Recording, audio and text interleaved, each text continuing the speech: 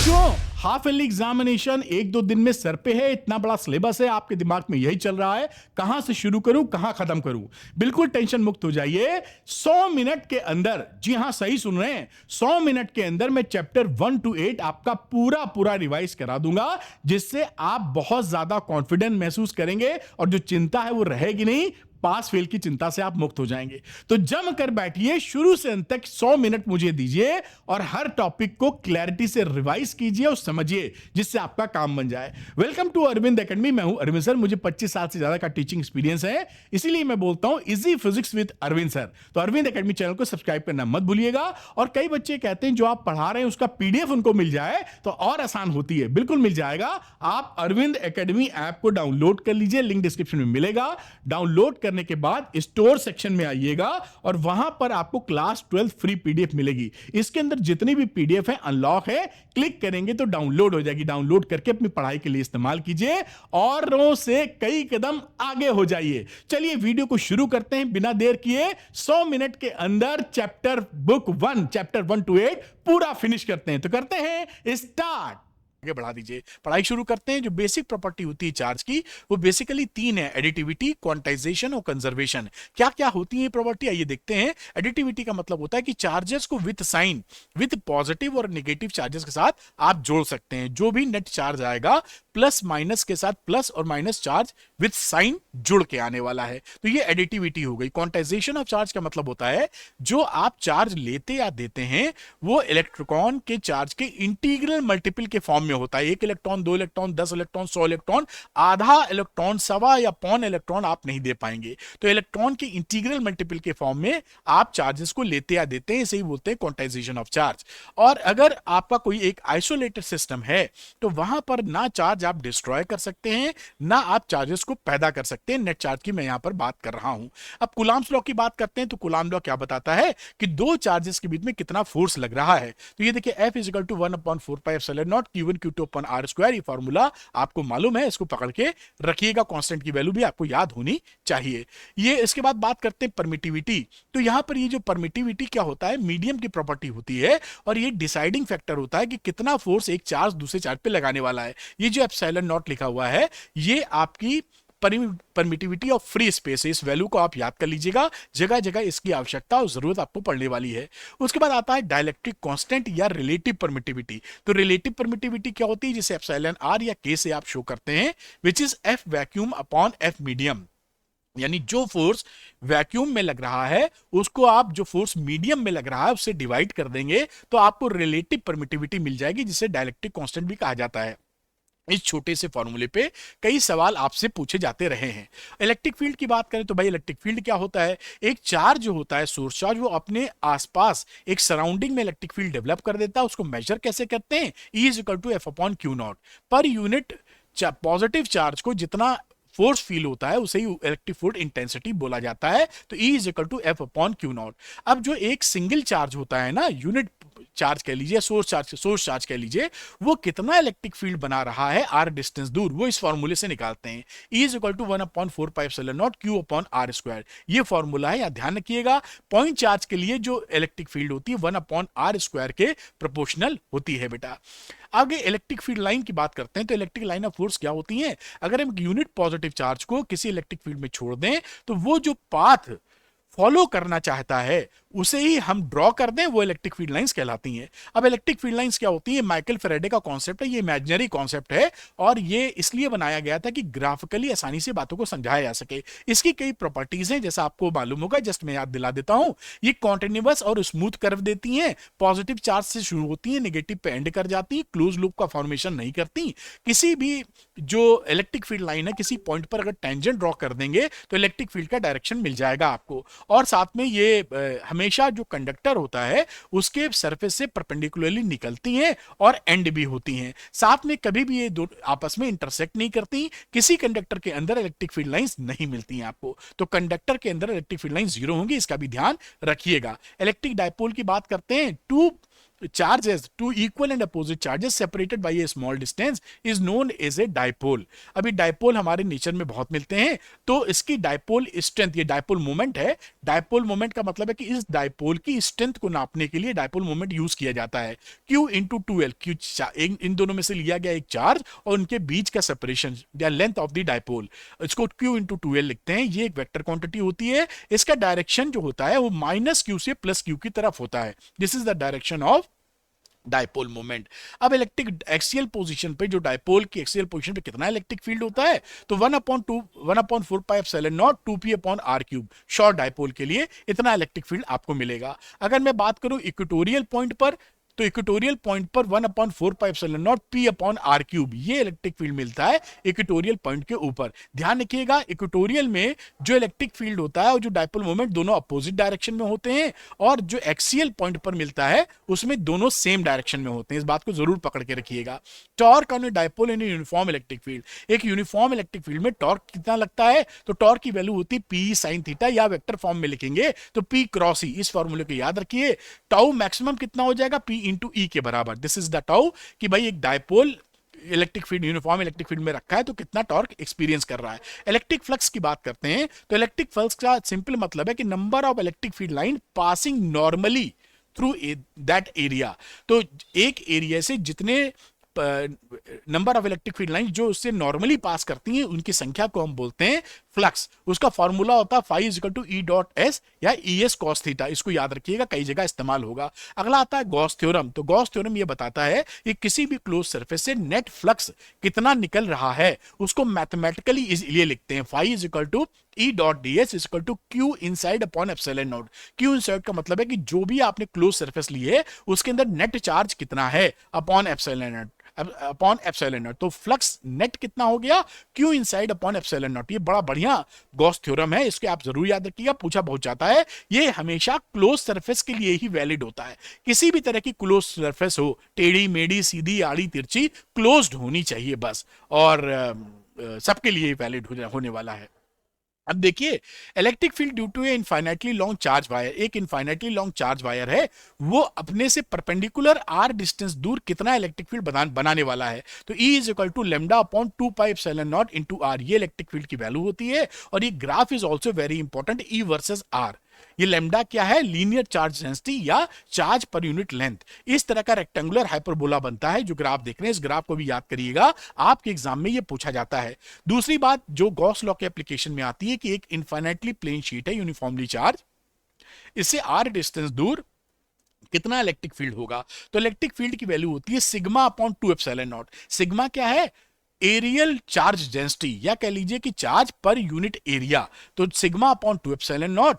ध्यान ये रखना है कि यहां पर देखिए आर नहीं है, स्मॉल आर। तो ये जो इलेक्ट्रिक फील्ड है ये इंडिपेंडेंट फ्रॉम आर रहता है, यानी आप पास हो या दूर जाओ इलेक्ट्रिक फील्ड की वैल्यू वही मिलने वाली है। और साथ में पॉजिटिव है तो अवे होगा, निगेटिव चार्ज है तो towards the plane charge sheet हो जाएगा। ये मामला यहां पर बनने वाला है। और ये सिग्मा देखिए लिखा है सरफेस चार्ज डेंसिटी यानी चार्ज पर यूनिट एरिया। ये एप्लीकेशन होता है गॉस लॉ का। एक और एप्लीकेशन होता है जो है uniformly charge spherical shell. Shell का मतलब होता है फुटबॉल, अंदर से खोखली।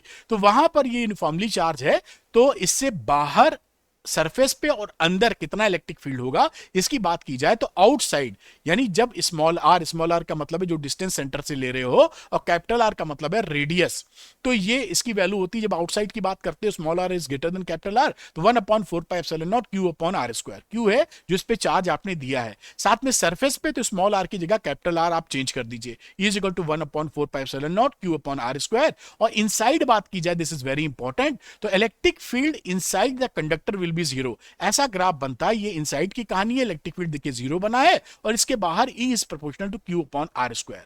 तो ये होगी पढ़ाई की बात शुरू करते हैं पोटेंशियल डिफरेंस की बात। तो पोटेंशियल डिफरेंस क्या होता है कि टेस्ट चार्ज को आप जब एक पॉइंट से दूसरे पॉइंट तक लाने में जो वर्क डन आपको करना पड़ता है, वही वर्क डन पर unit charge is known as a potential difference. अगर आपने यूनिट चार्ज पहले से लिया हुआ है तो जितना वर्क डन आप कर रहे हो ए से बी लाने में, वो इसका पोटेंशियल डिफरेंस हो जाएगा। या सिंपल भाषा में VBA बोला जाए तो WAB अपॉन Q0। ध्यान रखिएगा WAB का मतलब होता है जो वर्क डन आपने किया है। इस फॉर्मूले को पकड़ के रखिए।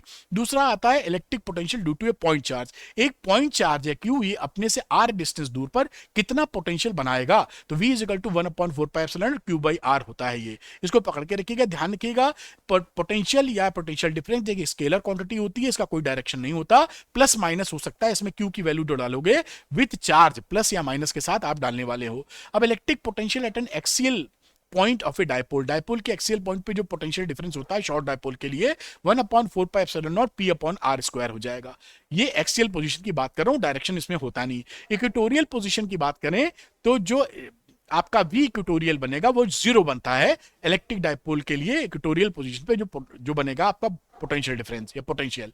और electric potential due to uniformly charge thin spherical shell, thin spherical shell से जो पोटेंशियल डिफरेंस बनेंगे outside on the surface inside. तो आउटसाइड की अगर हम बात करें, ये देखिए यूनिफॉर्मली चार्ज स्फेरिकल शेल है, आउटसाइड का मतलब P बाहर है, तो जिसमें स्मॉल r की वैल्यू कैपिटल R से बड़ी है तो 1/4πε0 Q/R। और अगर ऑन द सरफेस है तो इस R की जगह आप कैपिटल R से रिप्लेस कर दो। अगर इनसाइड है तो इनसाइड में आप यहां पर कैपिटल R आ जाएगा। ध्यान रखिएगा यहां पर inside the spherical shell electric field 0 होती है, पोटेंशियल 0 नहीं होता। ये ग्राफ भी इनसाइड में यहां से यहां तक और आउटसाइड में ऐसे जाएगा, तो इस ग्राफ को भी याद कर लीजिएगा। और इस पॉइंट को जो मैंने बताया कि इलेक्ट्रिक फील्ड अंदर 0 होगा लेकिन पोटेंशियल डिफरेंस 0 नहीं होता, इसको पकड़ के रखिएगा। एक रिलेशन होता है, relation between electric field and potential. तो E is equal to -dV/dr, जिसमें dV/dr को बोलते हैं पोटेंशियल ग्रेडियंट, और माइनस साइन ये बताता है कि direction of electric field is in the direction of decreasing potential. जिस डायरेक्शन में पोटेंशियल डिक्रीज हो रहा है उसी डायरेक्शन में इलेक्ट्रिक फील्ड की डायरेक्शन होगी। ये माइनस साइन ये आपसे कहता है। इक्विपोटेंशियल सरफेस क्या होती है? वो सरफेस जिस पे पोटेंशियल सेम पाया जाए। तो जो कंडक्टर की सरफेस होती है वो एक एग्जांपल है इक्विपोटेंशियल, क्योंकि किसी भी कंडक्टर की जो सरफेस होगी उसमें हर जगह पोटेंशियल आपको सेम मिलता है।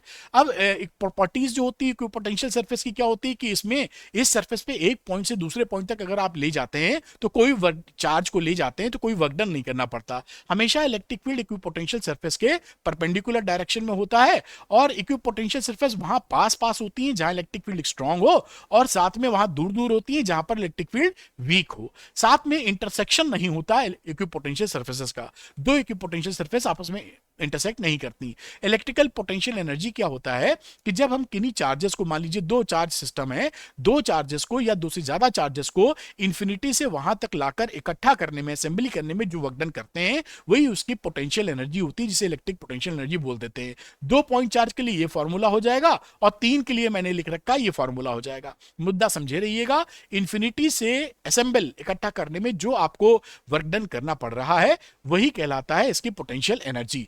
अब ये potential energy of A dipole in uniform electric field, uniform electric field में पोटेंशियल एनर्जी डायपोल की कितनी होगी? तो अगर टर्न कर रहे हैं डायपोल को, घुमा रहे हैं θ1 से θ2, तो ये पोटेंशियल एनर्जी बनेगी, इतना ही वर्क डन आप करेंगे।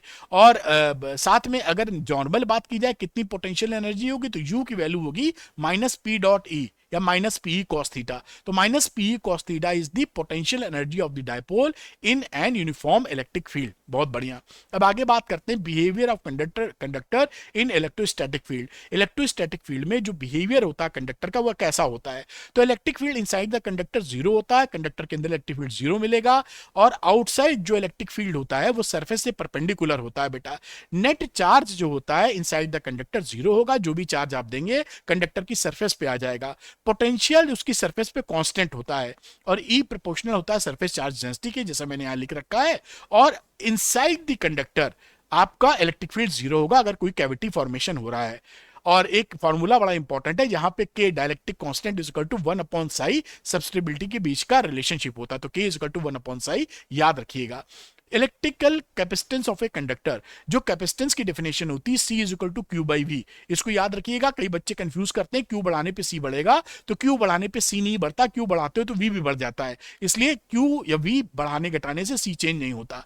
ये C जो है किस पे डिपेंड करता है? Size and shape of the conductor, conductor का साइज कैसा है, शेप कैसा है, और परमिटिविटी ऑफ द सराउंडिंग कैसी है, और pressure presence of other conductor, आसपास कोई कंडक्टर प्रेजेंट तो नहीं है, उससे सी बदलेगा। क्यू और वी पर सी डिपेंड नहीं करता, उम्मीद है ये मालूम होगा आपको। जो एक आपका स्फेरिकल कंडक्टर होता है उसका कैपेसिटेंस कितना होता है, C is equal to 4 pi epsilon not into capital R. ये स्फेरिकल जो कंडक्टर है उसका कैपेसिटेंस होता है बेटा, और ये वन, इसकी एसआई यूनिट फैराड होती है, 1 फैराड। ये काफी बड़ी क्वांटिटी होती है। अगर 1 फैराड के हिसाब से कैपेसिटेंस वाला स्फेरिकल कंडक्टर आइसोलेटेड आपको चाहिए होगा तो इतने किलोमीटर की रेडियस होनी चाहिए, जो कि अर्थ से 1500 गुना ज्यादा है।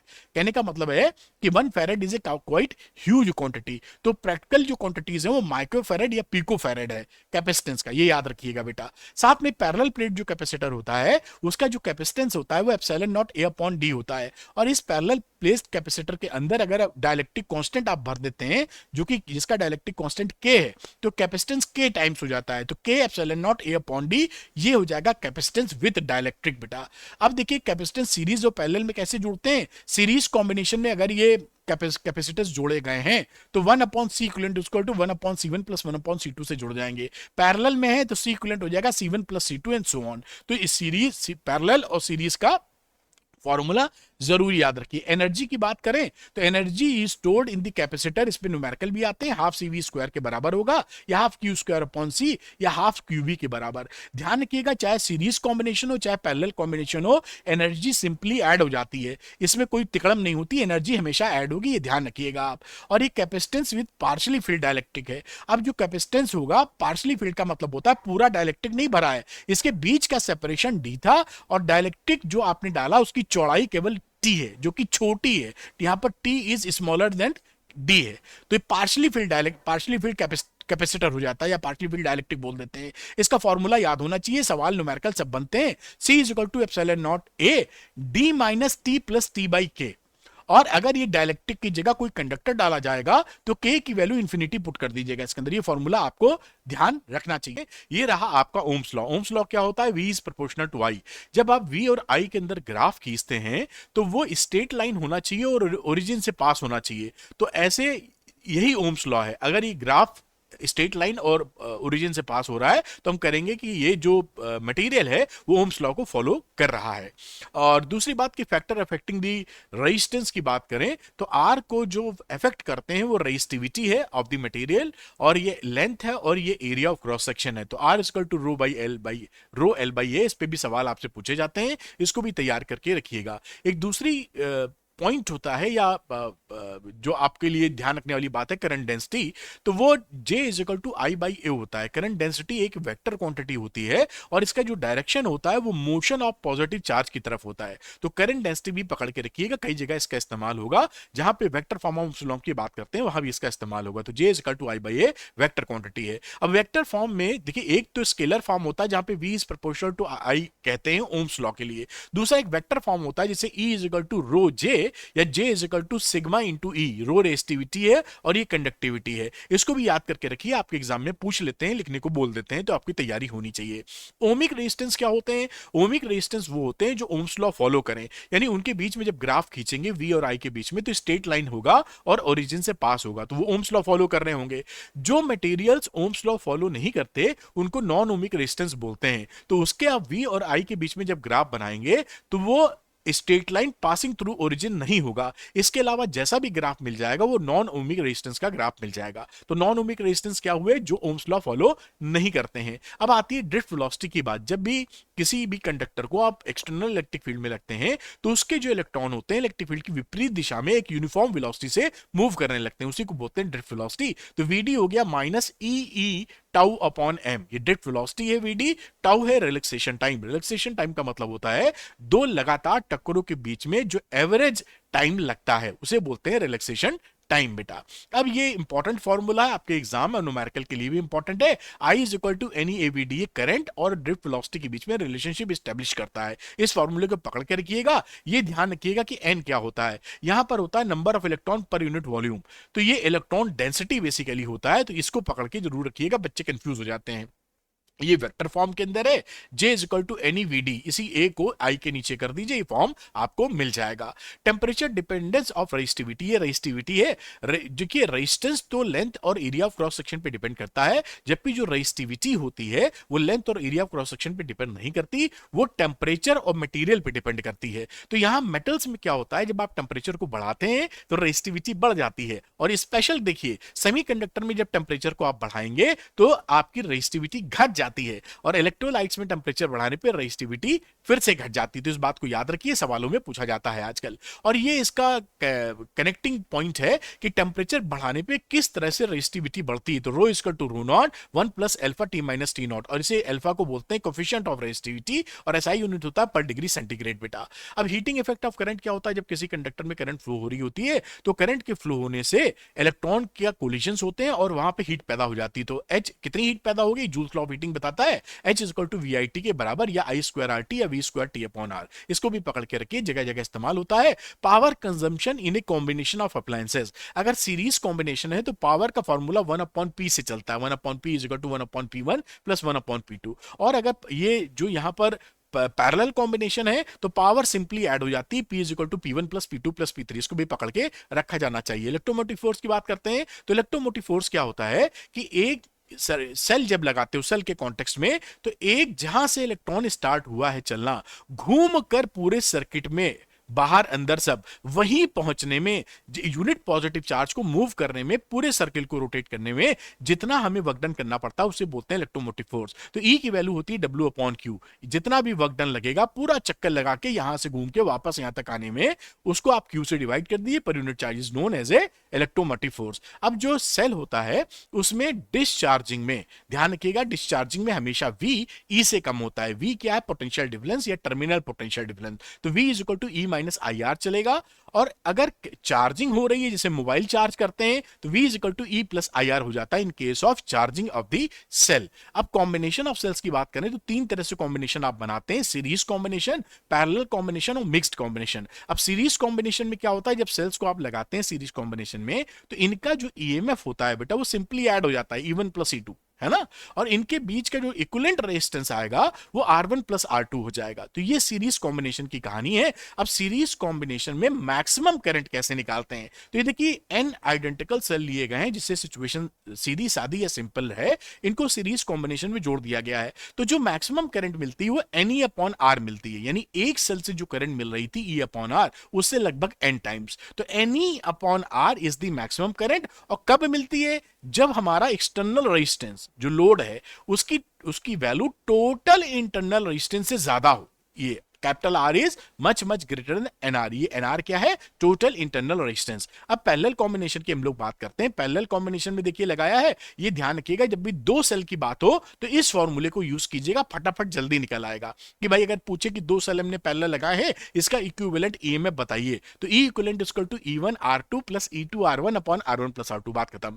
इन जनरल अगर दो से ज्यादा सेल हैं, 3 4 5 6 कुछ भी हैं, इस फॉर्मूले को इस्तेमाल करेंगे आप, E equivalent equal to E1 upon R1 plus E2 upon R2 and so on, और नीचे 1 upon R1 plus 1 upon R2। और इक्विवेलेंट रेजिस्टेंस क्या होता है, 1 upon R equivalent equal to 1 upon R1 plus 1 upon R2। तो ये formula ये बहुत आता है पैरेलल कॉम्बिनेशन वाला, जरूर पकड़ के रखिएगा। अब इसके लिए कंडीशन कितनी मैक्सिमम करंट होती है और कब होती है, तो इसमें अगर हम M सेल्स को M रोज बना दिया, M आइडेंटिकल सेल लगा देते हैं, तो जो मैक्सिमम करंट मिलती है Me अपॉन R मिलती है, यानी जो एक सेल से करंट मिल रही थी उसका M टाइम्स। और ये कब मिलती है, जब ये total internal resistance total external resistance आपके जो टोटल इंटरनल रेजिस्टेंस होता है उससे कम होता है बहुत ज्यादा।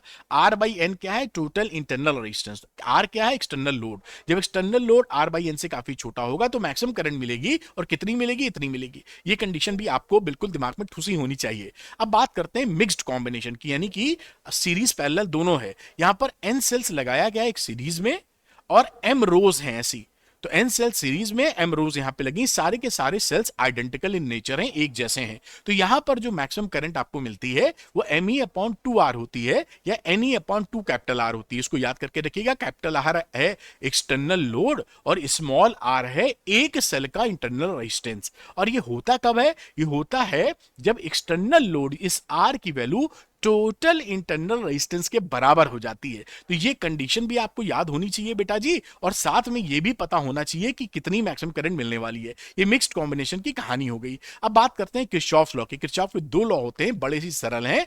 पहला लॉ क्या बोलता है कि किसी भी जंक्शन पर आने वाली करंट बराबर जाने वाली करंट। यहां पे देखिए आने वाली करंट I1 I2 है, जाने वाली I3 I4 है। तो I1 plus I2 is equal to I3 plus I4।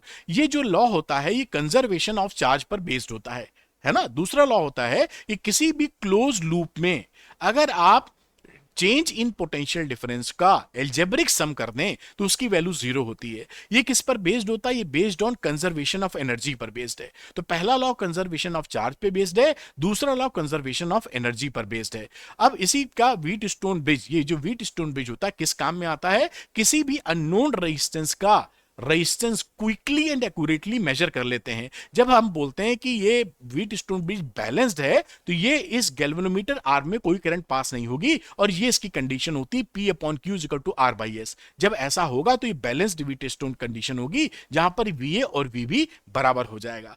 Concept of magnetic field, जब भी कोई मैग्नेट के अराउंड में एक स्पेस, एक फील्ड ऐसी खड़ी हो जाती है, मिलने लगती है जहां पर उसका इफेक्ट मैग्नेटिज्म महसूस होने लगे, ऐसी फील्ड को हम बोलते हैं मैग्नेटिक फील्ड। ये मैग्नेटिक फील्ड को सिंबल B से शो करते हैं। ये एक वेक्टर फील्ड होती है और इसकी SI यूनिट टेस्ला होती है बेटा।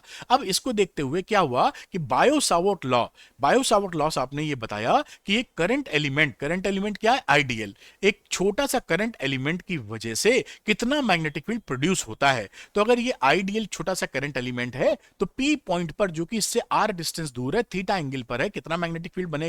dB is equal to mu naught upon 4 pi I dl sin theta upon R square. क्योंकि जो मैग्नेटिक फील्ड होता है वेक्टर क्वांटिटी है, तो वेक्टर फॉर्म में भी नीचे लिख दिया है, जहां पर dl क्रॉस R से आप इसका डायरेक्शन निकाल सकते हैं। ये बायो-सावर्ट लॉ ने ये बताया था कि करंट एलिमेंट कितना मैग्नेटिक फील्ड प्रोड्यूस करने वाला है, और ये इसका हो जाता है वेक्टर वाले का कि किस तरह से डायरेक्शन निकालेंगे उसका रूल। तो फॉलो करते हैं right hand screw rule. Right hand screw rule वही रूल है जो वेक्टर का रूल होता है। राइट हैंड लीजिए, dl से आप आर की डायरेक्शन में अपने पंजे को मोड़ दीजिए, अंगूठा जिस डायरेक्शन में जा रहा है वो डायरेक्शन ऑफ मैग्नेटिक फील्ड होगा। तो यहां से आप ऐसे मोड़ेंगे तो ये इस समय ये इनवर्ट डायरेक्शन में मैग्नेटिक फील्ड दिखाई पड़ेगा। This is the direction of magnetic field. अगली बात करते हैं कि अगर आपके पास एक स्ट्रेट करंट कैरिंग वायर है तो उसमें मैग्नेटिक फील्ड कैसे निकालेंगे? अंगूठे को, राइट हैंड के अंगूठे को करंट के डायरेक्शन में रख दीजिए और पंजे को मोड़ दीजिए। जिस डायरेक्शन में पंजा मुड़ रहा है that is the direction of magnetic field, जैसा कि यहां पर आप फोटो में भी देख पा रहे हैं या डायग्राम में भी देख पा रहे हैं बेटा। अगली बात होती है कि एक infinitely long current carrying conductor है, इससे R परपेंडिकुलर दूरी R डिस्टेंस पर कोई पॉइंट P है, वहां मैग्नेटिक फील्ड कितना होगा? तो उसका फॉर्मूला तो होता है B is equal to mu naught upon 2 pi I by R, यानी B is proportional to 1 upon R। ये ग्राफ होता है, बड़ा इंपॉर्टेंट एग्जाम में पूछा जाता है, रेक्टेंगुलर हाइपरबोला बनाता है, B और R के बीच में ये ग्राफ होगा। इसको याद करके आप जरूर रखिएगा बेटा। ये होता है magnetic field at the centre of current carrying loop. एक करंट कैरिंग लूप है, इसके सेंटर पे कितना मैग्नेटिक फील्ड होगा? तो सेंटर पे मैग्नेटिक फील्ड होता है mu naught I upon 2R। जब क्रॉस का निशान लगाते हैं तो उसका मतलब होता है inward perpendicular to the plane, और जब डॉट का निशान लगाते हैं तो मैग्नेटिक फील्ड की डायरेक्शन शो करने के लिए outward plane perpendicular to the plane, outward direction में। तो यहां पर ये देखिए कितना मैग्नेटिक फील्ड होगा, इससे पता चल जाएगा। इसका भी रूल होता है कि भाई आप कैसे पता करेंगे? तो लूप में जिस डायरेक्शन में करंट फ्लो हो रही है उसी डायरेक्शन में पंजे को, राइट हैंड के पंजे को मोड़ दीजिए, अंगूठा आपको डायरेक्शन ऑफ मैग्नेटिक फील्ड दे देगा। जैसे इस समय ये क्लॉकवाइज करंट है तो आप ऐसे मोड़ेंगे तो अंगूठा अंदर की तरफ चला जाएगा। तो ये इसका आपका आ गया कि इसका रूल क्या है डायरेक्शन ऑफ मैग्नेटिक फील्ड निकालने के लिए। अब ये जो करंट कैरिंग लूप होता है इसकी एक्सेस, ये जो एक्सेस है OP, इस पर मैग्नेटिक फील्ड कितना होता है? तो ये मैग्नेटिक फील्ड की वैल्यू है mu naught IR square two capital R square plus small r square की पावर 3/2।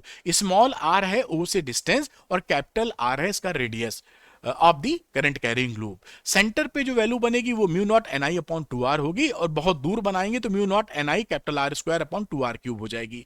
अब आगे की हम लोग बात करते हैं बेटा एम्पियर्स लॉ क्या होता है। तो एम्पियर्स आपने क्या बताया कि line integral of magnetic field जो होता है उसका रिलेशन जो उस लूप के अंदर से नेट करंट जा रही है उससे रिलेट कर दिया, यानी integration B dot DL equal to mu naught I net. इसको याद रखिएगा, एम्पियर्स लूप लिखने को भी एग्जाम में आपके आता है बेटा। अब ये सोलेनॉइड की बात है, सोलेनॉइड के अंदर जो मैग्नेटिक फील्ड होता है एक्सिस के पास में अराउंड, वो B is equal to mu naught NI के बराबर होता है। N होता है लीनियर टर्न डेंसिटी, यानी नंबर ऑफ टर्न्स पर यूनिट लेंथ, और इसके एंड पर देखेंगे तो मैग्नेटिक फील्ड इसका आधा हो जाता है। देख पा रहे हैं ना, 1/2 रख गया है, तो ये ग्राफ में यहां पर B और इसके किनारों पर B/2, ये ध्यान रखिएगा, कभी कभी पूछ लेते हैं, एमसीक्यू वगैरह में भी आ सकता है बेटा। अब force on moving charge in magnetic field, जो एक चार्ज मूव कर रहा है मैग्नेटिक फील्ड में तो कितना फोर्स एक्सपीरियंस करेगा, F equal to QVB sine theta, theta angle हो जाता है B और V के बीच का, और वेक्टर फॉर्म में क्योंकि फोर्स हमेशा वेक्टर क्वांटिटी होती है तो इसको QV क्रॉस B से आप रिप्रेजेंट कर सकते हैं। इसको पकड़े रहिएगा, इंपॉर्टेंट बहुत है। इंपॉर्टेंट पॉइंट क्या है कि फोर्स V और B दोनों के परपेंडिकुलर होता है, और साथ में जो Q की वैल्यू है विद साइन प्लस माइनस के साथ इसमें पुट करेंगे। अगर मान लीजिए आपका चार्ज मूव ही नहीं कर रहा, वेलोसिटी 0 है, तो कोई फोर्स नहीं लगेगा। अगर उसकी वेलोसिटी का डायरेक्शन मैग्नेटिक फील्ड की दिशा में ही है, थीटा 0 या 180 डिग्री, तो भी फोर्स नहीं लगेगा। मैक्सिमम फोर्स तब लगेगा जब थीटा की वैल्यू 90 डिग्री होगी बेटा। अब बात करते हैं फ्लेमिंग का लेफ्ट हैंड रूल कि भैया इसमें हम डायरेक्शन ऑफ फोर्स कैसे निकालेंगे जो चार्ज मूव कर रहा है उस पे। तो लेफ्ट हैंड ले लीजिए, जो इंडेक्स फिंगर है वो मैग्नेटिक फील्ड की तरफ कर दीजिए, मिडिल फिंगर को करंट की डायरेक्शन में या पॉजिटिव चार्ज के मूवमेंट की डायरेक्शन में, और अंगूठा आपको दे देगा फोर्स का डायरेक्शन। तो ये फ्लेमिंग का लेफ्ट हैंड रूल होता है, जो आपको पता होगा, मैं जस्ट आपको रिवाइज करा रहा हूं। अब क्या होता है कि जो चार्ज है वो चार्ज अगर परपेंडिकुलरली एंट्री करता है किसी मैग्नेटिक यूनिफॉर्म मैग्नेटिक फील्ड में तो वो गोल गोल चक्कर लगाता है। ध्यान रखिएगा यहां पर चार्ज कैसा घुस रहा है मैग्नेटिक फील्ड की परपेंडिकुलर डायरेक्शन में, तब वो गोल गोल चक्कर लगाएगा। जो चक्कर लगाएगा उसका जो रेडियस है वो mv अपॉन क्यूबी के बराबर होगा। मास हो गया वो जो चार्ज पार्टिकल है, v उसकी वेलोसिटी और चार्ज सॉरी बेटा, और b हो गया मैग्नेटिक फील्ड। और कितना टाइम पीरियड होगा, 2 पाई m अपॉन क्यूबी, ये टाइम पीरियड होता है। इस टाइम पीरियड में देखिए वेलोसिटी फैक्टर नहीं आया है, यानी आप तेज स्पीड रखें या कम स्पीड रखें, आपका टाइम पीरियड पे कोई फर्क नहीं पड़ेगा। फ्रीक्वेंसी टाइम पीरियड का उल्टा होता है, तो क्यूबी अपॉन 2 पाई m हो गया। अगर कोई चार्ज पार्टिकल एंट्री कर रहा है मैग्नेटिक फील्ड में ऑब्लिकली, यानी 90 डिग्री पर नहीं है, किसी आर्बिट्री एंगल थीटा पर है, तिरछा एंट्री मार रहा है, तो हेलिकल पाथ फॉलो करता है, जैसे स्प्रिंग नुमा पाथ होता है। उस समय उसकी जो रेडियस होती है वो mv sine theta upon QB होती है। थीटा क्या है वही देख लीजिए, v और b के बीच के एंगल को बोलते हैं थीटा। और साथ में टाइम पीरियड की बात करें तो 2 पाई m क्यूबी ये टाइम पीरियड हो जाएगा। और एक टर्म होता है पिच, यानी एक चक्कर लगाने में मैग्नेटिक फील्ड के डायरेक्शन में कितना आगे बढ़ गया है वो, उसे बोलते हैं पिच। एक चक्कर लगाने में पिच की वैल्यू कैसे निकालते हैं, फॉर्मूला घूट लीजिए, 2 pi m v cos theta upon QB. ये पिच का मामला हो गया। पिच क्या होता है मैंने लिखा है, जो मैंने आपको जल्दी से फटाफट रिवाइज करा दिया है बेटा। अब देखिए क्या होता है, जब चार्ज मूव कर रहा है तो फोर्स लग ही रहा है, लेकिन अगर किसी कंडक्टर में आप करंट फ्लो कर रहे हैं तो वो भी फोर्स एक्सपीरियंस करता है। कितना फोर्स एक्सपीरियंस करता है यूनिफॉर्म मैग्नेटिक फील्ड में, ILB साइन थीटा। और इसको वेक्टर फॉर्म में F equal to I L cross B से रिप्रेजेंट कर सकते हैं। थीटा जो एंगल है वो किसके बीच का एंगल है, B और L के बीच में। L जो वेक्टर होता है वो डायरेक्शन ऑफ I की करंट की डायरेक्शन में ही L वेक्टर को हम लेते हैं। अब थीटा 0 है जैसे, तो कोई फोर्स नहीं लगेगा, और साथ में थीटा 90 है तो मैक्सिमम फोर्स लगेगा, और डायरेक्शन ऑफ फोर्स फ्लेमिंग के लेफ्ट हैंड रूल से ही आप निकाल लिया करेंगे। अब मान लीजिए दो पैरेलल वायर्स हैं, करंट कैरिंग पैरेलल वायर्स, अगर एक ही डायरेक्शन में करंट फ्लो हो रहा है ना, तो ये अट्रैक्ट करते हैं फोर्सेस दोनों। और अगर एंटी पैरेलल करंट से अपोजिट डायरेक्शन में तो रिपल्शन होता है। ये ध्यान रखिएगा, बहुत पूछा जाता है। कितना फोर्स लगाते हैं वायर एक दूसरे के ऊपर, तो वो फोर्स पर यूनिट लेंथ से निकालते हैं, यानी फोर्स पर यूनिट लेंथ कितना लग रहा है उसकी वैल्यू होती है mu not I1 I2 upon 2 pi r। ये ध्यान रखिएगा, ये दोनों फोर्सेस जो F1 F2 लग रहे हैं ये equal and opposite in nature रहते हैं, तो एक्शन रिएक्शन पेयर बनाते हैं। तो ये जो फोर्स निकाल रहे हैं म्यू नॉट I1 I2 2 पाई r से फोर्स पर यूनिट लेंथ आप निकाल सकते हैं बेटा। फिर ये आता है कि torque experience by a current loop in uniform magnetic field. एक करंट लूप है जो मैग्नेटिक फील्ड में कितना टॉर्क एक्सपीरियंस करेगा, NIBA साइन थीटा। तो tau is equal to M cross B, इसको M की वैल्यू होती है NIA के बराबर, और M को बोलते हैं मैग्नेटिक डायपोल मोमेंट। इसको भी पकड़ के रखिए बेटा। अब बात करते हैं moving coil galvanometer. Moving coil galvanometer किस प्रिंसिपल पे काम करता है बेटा, कोई भी करंट कैरिंग कॉइल जो है जब वो किसी मैग्नेटिक फील्ड में रखा जाता है तो करंट डिपेंडेंट टॉर्क महसूस करता है, जिसकी वजह से वो घूमता है। है, एंगुलर डिफ्लेक्शन होता है। This is the principle of MCG. MCG का फॉर्मूला ये अल्फा क्या है, डिफ्लेक्ट, कितना डिफ्लेक्ट कर जाएगा करंट जब आप बढ़ाएंगे घटाएंगे, और एनबीए अपॉन के इंटू आई, एन है नंबर ऑफ टर्न्स, बी है मैग्नेटिक फील्ड, ए एरिया क्रॉस सेक्शन, के है स्प्रिंग कांस्टेंट या टॉर्सन कांस्टेंट। यहां पर आप देखिए पूरी वैल्यू हो जाती है कांस्टेंट, यानी अल्फा प्रोपोर्शनल है आई के।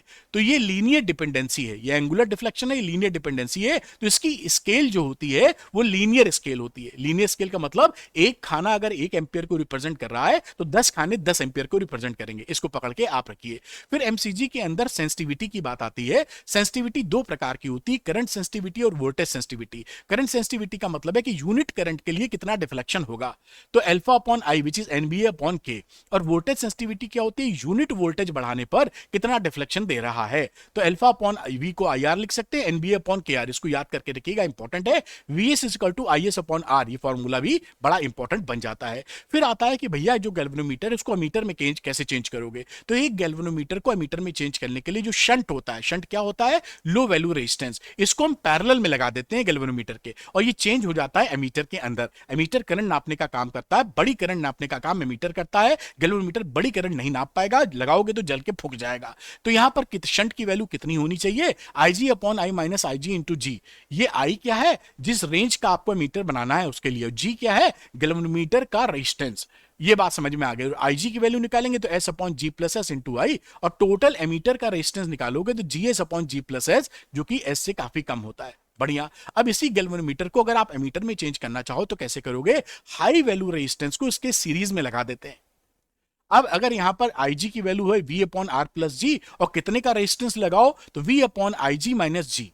ये V क्या है, वो वोल्टेज की रेंज जितने का वोल्ट मीटर बनाना चाहते हैं, ये हो गया। और ये टोटल वोल्ट मीटर का जो रेजिस्टेंस है वो कितना है, R प्लस जी के बराबर, क्योंकि दोनों सीरीज कॉम्बिनेशन में जुड़े हुए हैं। इस तरीके से आप गैल्वेनोमीटर को, चलिए बात को स्टार्ट करते हैं। Basic properties of magnets. जो मैग्नेट्स होते हैं उनके अंदर अट्रैक्टिव प्रॉपर्टी होती है, वो आयरन कोबाल्ट वगैरह को अट्रैक्ट कर लेते हैं। उनको अगर छोड़ दोगे तो नॉर्थ साउथ डायरेक्शन में रुकेंगे।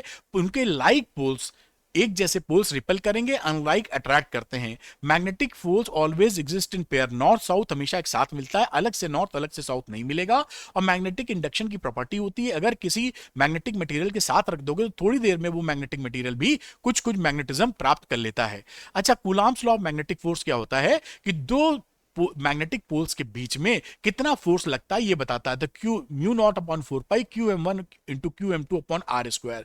Q M one Q M two pole strength होता है, आर इनके बीच की दूरी। ये सेम कूलॉम्स लॉ की तरह ही है जैसे आपने इलेक्ट्रोस्टैटिक्स में पढ़ रखा था। अब मैग्नेटिक डायपोल मोमेंट की बात करते हैं, जो इलेक्ट्रिक डायपोल मोमेंट पढ़ा था ठीक वैसा ही। तो क्या करते हैं, देखिए एम की मैग्नेटिक डायपोल मोमेंट की वैल्यू क्या हो जाएगी, ये पोल स्ट्रेंथ एक की साउथ या नॉर्थ की इंटू इनके बीच का separation which is 2l, this is the magnetic dipole moment. और इसका ये वेक्टर क्वांटिटी साउथ से नॉर्थ की तरफ इसका डायरेक्शन होता है, इसको पकड़ के रखिएगा मैग्नेटिक डायपोल मोमेंट का। मैग्नेटिक फील्ड लाइन क्या होती है कि अगर हम लोग एक यूनिट नॉर्थ पोल को अगर किसी मैग्नेटिक फील्ड में छोड़ दें तो वो जो पाथ फॉलो करना चाहता है उसे हम मैग्नेटिक फील्ड लाइन बोलते हैं। ये एक इमेजिनरी कॉन्सेप्ट है, लेकिन चीजों को आसान करने के लिए बनाया गया है। अब इसकी प्रॉपर्टीज क्या है मैग्नेटिक फील्ड लाइंस की, कि ये क्लोज कर्व्स बनाती हैं, नॉर्थ से शुरू होती हैं, घूम के फिर नॉर्थ तक आती हैं, कभी आपस में इंटरसेक्ट नहीं करेंगी, सरफेस से नॉर्मली निकलेंगी और सरफेस में नॉर्मली घुसेंगी, लेंथ वाइज कॉन्ट्रैक्ट करती हैं, लेटरली एक्सपैंड करती हैं बेटा। और रिलेटिव क्लोजनेस, जहां पर मैग्नेटिक फील्ड ज्यादा होती है वो वहां पर मैग्नेटिक फील्ड लाइंस पास पास होती हैं, और हमेशा पोल पर मैग्नेटिक स्ट्रेंथ मैक्सिमम होती है, मैग्नेटिक फील्ड लाइंस वहां पे डेंसर होती हैं। मैग्नेटिक फील्ड लाइंस का ये प्रॉपर्टीज है। Magnetic field of A bar magnet axial position पर इसका मैग्नेटिक फील्ड कितना होता है एक डायपोल की वजह से, मैग्नेटिक डायपोल की वजह से, तो B is equal to mu naught upon 4 pi 2m upon R cube. यहां ध्यान रखिएगा कि जो मैग्नेटिक फील्ड का डायरेक्शन है वही मैग्नेटिक डायपोल का डायरेक्शन है। अब हम इक्वेटोरियल पोजीशन पे बात करेंगे तो फॉर्मूला बन जाता है B equatorial equal to minus mu naught upon 4 pi m upon R cube. Minus sign क्या बताता है कि मैग्नेटिक फील्ड का जो डायरेक्शन है, जो यहां पर m का डायरेक्शन था उससे अपोजिट है। m का डायरेक्शन होता है साउथ से नॉर्थ, तो उसके अपोजिट B का डायरेक्शन है। ये इक्वेटोरियल पॉइंट पर मैग्नेटिक फील्ड का स्ट्रेंथ है। टॉर्क जो होता है मैग्नेटिक डायपोल में वो कितना लगेगा, मैग्नेटिक डायपोल को यूनिफॉर्म मैग्नेटिक फील्ड में डालोगे तो टॉर्क की वैल्यू होती है एम बी साइन थीटा। तो tau is equal to M cross B, ये फॉर्मूला याद रखिएगा। अगर टाउ 0 होगा अगर थीटा 0 है, और टाउ मैक्सिमम होगा अगर थीटा की वैल्यू 90 डिग्री है बेटा। अब आता है कि potential energy of the magnetic dipole जब यूनिफॉर्म मैग्नेटिक फील्ड में आप रखते हो, अगर थीटा 1 से थीटा 2 रोटेट कर रहे हो तो u is equal to M B cos theta 1 minus cos theta 2 value आ जाएगी। कई बुक्स में कॉस थीटा 2 पहले लिखा होता है, कॉस थीटा 1 बाद में, तो यहां माइनस लगा देते हैं, तब कोई दिक्कत की बात नहीं। अब potential energy of the dipole क्या हो गया, U is equal to minus M B cos theta या माइनस एम डॉट बी, इसको पकड़ के रखिए।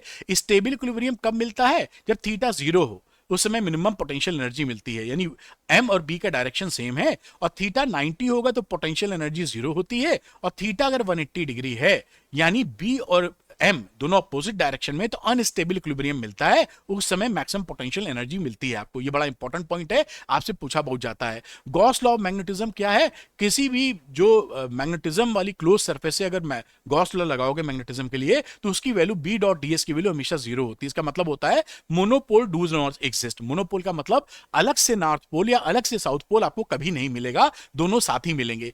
ये बड़ी इंपॉर्टेंट टेबल है, एनसीईआरटी में दी गई है कि जो डायमैग्नेटिक, पैरामैग्नेटिक और फेरोमैग्नेटिक सब्सटेंस होते हैं, उनकी सब्स्टिबिलिटी जो डायमैग्नेटिक की है वो लिटिल बिट नेगेटिव होती है, पैरामैग्नेटिक की थोड़ी सी पॉजिटिव है, साइलेंट नंबर है, स्मॉल पॉजिटिव नंबर, और ये फेरोमैग्नेटिक की बहुत बड़ी होती है, 1000 तक, 1000 से बड़ी भी होती है।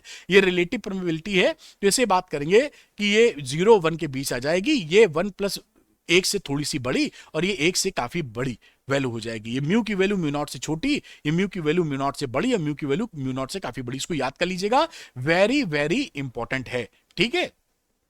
अब क्लासिफिकेशन ऑफ मैग्नेटिक मटेरियल, यानी फेराडे ने क्या किया, जब किसी मटेरियल्स को एक्सटर्नल मैग्नेटिक फील्ड में रखा तो उसका डिफरेंट बिहेवियर हुआ, उसी बेसिस पे उन्होंने डायमैग्नेटिक, पैरामैग्नेटिक और फेरोमैग्नेटिक सब्सटेंस के क्लासिफिकेशन कर दिए, जिस तरह से उसका बिहेवियर था। अब जो डायमैग्नेटिक सब्सटेंस होता है वो क्या होता है बेटा, जब उसको एक्सटर्नल मैग्नेटिक फील्ड में रखते हो तो इस डायमैग्नेटिक सब्सटेंस में feeble magnetization in the opposite direction of the magnetic field develop हो जाता है। फिबल मैग्नेटाइजेशन का मतलब बहुत हल्का मैग्नेटाइजेशन, जिस डायरेक्शन में मैग्नेटिक फील्ड है उसकी विपरीत दिशा में, साउथ से नॉर्थ देखिए इधर बनाया हुआ है। साथ में जो मैग्नेटिक फील्ड लाइंस होती हैं वो इससे जाना पसंद नहीं करती, इसको छोड़कर दूर जाना चाहती है। एक इंपॉर्टेंट पॉइंट बता दूं कि इसकी जो सब्स्टिबिलिटी होती है वो टेम्परेचर इंडिपेंडेंट होती है, याद रखिएगा। डायमैग्नेटिक सब्सटेंस के लिए टेम्परेचर बढ़ाओ घटाओ सब्स्टिबिलिटी पे कोई फर्क नहीं पड़ेगा। पैरामैग्नेटिक सब्सटेंस में क्या होता है, जब मटेरियल को आप किसी मैग्नेटिक फील्ड में डालते हो तो उसके अंदर feeble magnetization in the direction of magnetic field पैदा हो जाता है। इसी डायरेक्शन में देखिए, जिस डायरेक्शन में मैग्नेटिक फील्ड है उसी डायरेक्शन में मैग्नेटाइजेशन एम साउथ से नॉर्थ पैदा हो गया है। यहां पे मैग्नेटिक फील्ड लाइन इससे जाना पसंद करती है, तो थोड़ी सी magnetic field line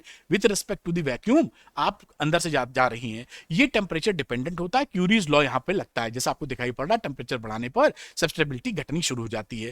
ferromagnetic material क्या होता है, पैरामैग्नेटिक मटेरियल के बिग ब्रदर या बिग डैडी हैं, जो काम पैरा करता है उसका बड़े भीषण रूप में फेरोमैग्नेटिक सब्सटेंस करते हैं। तो यहां पर जो मैग्नेटाइजेशन है काफी तगड़ा पैदा हो जाता है इन the direction of magnetic field. तो ये मैग्नेटाइजेशन शॉर्ट इस डायरेक्शन में मैग्नेटिक फील्ड थी, इसी डायरेक्शन में मैग्नेटाइजेशन काफी ज्यादा पैदा हो गया। इसके अंदर से मैग्नेटिक फील्ड लाइन जाना पसंद करती हैं काफी ज्यादा। ये भी टेम्परेचर डिपेंडेंट होता है, इसके लिए मॉडिफाइड क्यूरीज लॉ लगता है। ये देखिए ये कहानी है, यानी टेम्परेचर डिपेंडेंसी है।